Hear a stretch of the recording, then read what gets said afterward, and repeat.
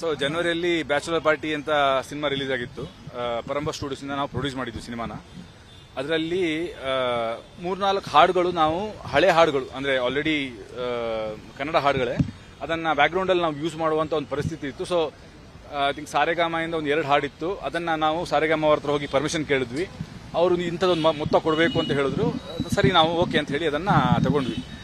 ಆಮೇಲೆ 2 ಹಾಡುಗಳು ಆಕ್ಚುಲಿ ಅದು ಕಾಪಿರೈಟ್ ವೈಲೇಷನ್ ಅಲ್ಲ, ಆದ್ರೆ ಯಾವುದಕ್ಕೂ ಒಂದು ಪರ್ಮಿಷನ್ ತಗೊಂಡ್ಬಿಡಿ ಅಂತ ಹೇಳಿ ನಾನು ನಮ್ಮ ಪ್ರೊಡಕ್ಷನ್ ಮ್ಯಾನೇಜರ್ ರಾಜೇಶ್ ಅವ್ರಿಗೆ ಹೇಳಿದ್ದೆ. ಅಂಡ್ ಪ್ರೊಡಕ್ಷನ್ ಮ್ಯಾನೇಜರ್ ಅವ್ರು ಫೋನ್ ಮಾಡಿದ್ದಾರೆ ಅಂಡ್ ಅವರೇನೋ ಒಂದು ದೊಡ್ಡ ಅಮೌಂಟ್ ಏನೋ ಹೇಳಿದ್ದಾರೆ. ಅಂಡ್ ಅದು ನಮಗೆ ಕಾಪಿರೈಟ್ ವೈಲೇಷನ್ ಅಲ್ಲ. ಫಸ್ಟ್ ಆಫ್ ಆಲ್ ಯಾಕೆ ಇಷ್ಟು ದೊಡ್ಡ ಅಮೌಂಟ್ ಕೊಡಬೇಕು ಅನ್ನೋದು ನಮಗೆ ಏನೋ ಅದಕ್ಕೆ ಸರಿ ಅನಿಸಿಲ್ಲ ನಮಗೆ ಅದು. ಅಂಡ್ ತಿರ್ಗಾ ಒಂದು 2-3 ಸಲ ಮಾತುಕತೆ ಆಗಿದೆ. ಆಮೇಲೆ ನಮ್ಗೆ ಹೇಳ್ತೀವಿ ಅಂತ ಹೇಳಿ ನಮ್ಗೆ ಆಮೇಲೆ Dev not come back.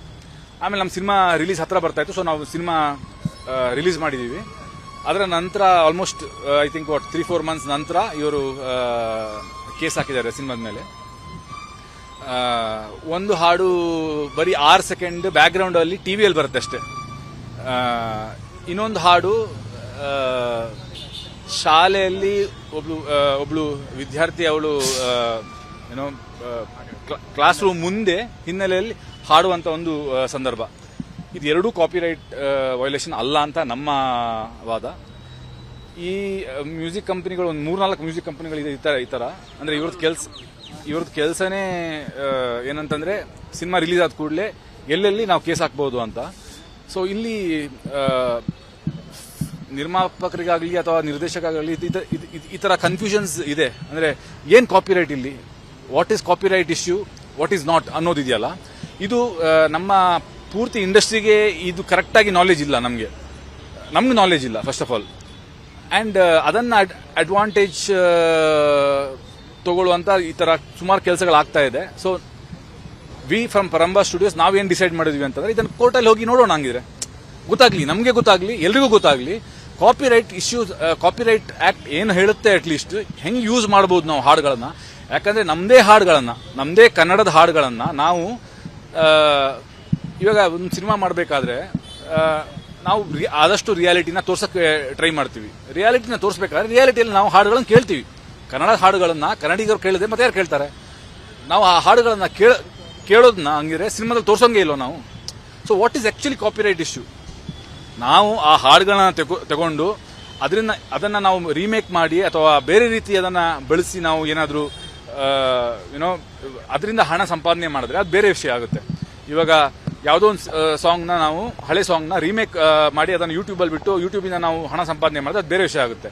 But ಒಂದು ಸಿನಿಮಾದಲ್ಲಿ ಸ್ಕ್ರಿಪ್ಟಲ್ಲಿ ಸಂದರ್ಭ ಇದ್ದಾಗ ನಮ್ಮ ಹಾಡುಗಳನ್ನು ನಾವು ಯೂಸ್ ಮಾಡೋಕ್ಕೆ ಆಗಲ್ಲ ಅಂತಂದ್ರೆ ಅಟ್ಲೀಸ್ಟ್ ಅದಕ್ಕೆ ಏನೋ ಒಂದು ರೂಲ್ಸ್ ಇರಬೇಕು. ಹಿಂಗೆ ಯೂಸ್ ಮಾಡಬಾರ್ದು, ಹಿಂಗೆ ಯೂಸ್ ಮಾಡಿ, ಈ ಥರ ಯೂಸ್ ಮಾಡಿದ್ರೆ ತಪ್ಪಾಗುತ್ತೆ, ಈ ಥರ ಯೂಸ್ ಮಾಡಿದ್ರೆ ಸರಿ ಮಾಡ್ಬೋದು ಅಂತ. ಇದು ಯಾವುದು ಏನು ರೂಲ್ಸ್ ಅಂತ ನಮಗೂ ಗೊತ್ತಾಗಬೇಕು. ವಿಚ್ ಇಸ್ ವೈ ನಮ್ಮ ಪ್ರಕಾರ ಇದು ಕಾಪಿರೈಟ್ ಇಶ್ಯೂನೇ ಅಲ್ಲ. Which is why we want to fight it in court and see that what is actually copyright issue. Royalty ಕೊಟ್ಟಿದ್ರೆ ಈ ಸಮಸ್ಯೆ ಇರ್ತಿರ್ಲಿಲ್ಲ. ನಾವು ಇವಾಗ ಫಾರ್ ಎಕ್ಸಾಂಪಲ್ ಕೊಟ್ಟಿದ್ರೆ ಈ ಸಮಸ್ಯೆ ಅಲ್ಲ, ರಾಯಲ್ಟಿ ಯಾವ್ದಕ್ಕೆ ಕೊಡಬೇಕು ಅನ್ನೋದಿರೋದು. ಇವಾಗ ಸುಮ್ನೆ ಬಂದು ನೀವು ನಮ್ಗೆ ಏನೋ ನಿಮ್ದು ಸಿನಿಮಾದಲ್ಲಿ ಮೊಬೈಲ್ ರಿಂಗ್ ಆಯ್ತಲ್ವಾ, ಆ ರಿಂಗ್ ಟೋನ್ ನಮ್ಮ ಸಿನಿಮಾದ ಹಾಡು, ಅದಕ್ಕೆ ಅದು 3 ಸೆಕೆಂಡ್ ರಿಂಗ್ ಆಗಿರಲ್ಲ. ಅದಕ್ಕೆ ನೀವು ರಾಯಲ್ಟಿ ಕೊಡ್ಬೇಕಂದ್ರೆ ನಾವ್ ಯಾಕೆ ಕೊಡ್ಬೇಕು? ಹಿಂದೆ ಕೂಡ ಕಿರಿಕ್ ಪಾರ್ಟಿ ಟೈಮಲ್ಲಿ ಸೇಮ್ ಸಂಸ್ಥೆ ಅಲ್ಲ, ಅದು ಬೇರೆ ಸಮಸ್ಯೆ. ಅಲ್ಲೂ ನಾನು ಸರಿ ಅಂತಾನೆ ನಾನು ವಾದ ಮಾಡಿರೋದು, ಇಲ್ಲೂ ನಾನು ಸರಿ ಅಂತಾನೆ ವಾದ ಮಾಡ್ತಿರೋದು. ಅದೇ ಆವಾಗ್ಲೂ ಆಗಿತ್ತು, ಆವಾಗ್ಲೂ ನಾನು ಸರಿ ಅಂತಾನೆ ವಾದ ಮಾಡಿದ್ದೀನಿ, ಆವಾಗ್ಲೂ ನಾನು ಕೋರ್ಟಲ್ಲಿ ಹೋಗಿ ಫೈಟ್ ಮಾಡಿದ್ದೀನಿ ಕೇಸ್ನ. ನಾನು ಸರಿ ಅಂತಾನೆ ಫೈಟ್ ಮಾಡಿರೋದು, ಇದು ಕಾಪಿರೈಟ್ ಇಶ್ಯೂ ಅಲ್ಲ ಅಂತಾನೆ ಫೈಟ್ ಮಾಡಿರೋದು. ಅಂಡ್ ನಮ್ಮ ಪರವಾಗಿ ಅಲ್ಲಿ ತೀರ್ಪಾಗಿತ್ತು. ಆಮೇಲೆ ಹೊರಗಡೆ ಕಾಂಪ್ರಮೈಸ್ ಮಾಡಿದ್ವಿ. ಬಟ್ ಈ ಸಲ ಕಾಂಪ್ರಮೈಸ್ ಮಾಡಲ್ಲ. ಯಾಕಂತಂದ್ರೆ ಇದು ರಿಪೀಟ್ ಇದು ಆಗ್ತಾ ಹೋಗುತ್ತೆ. ಇದು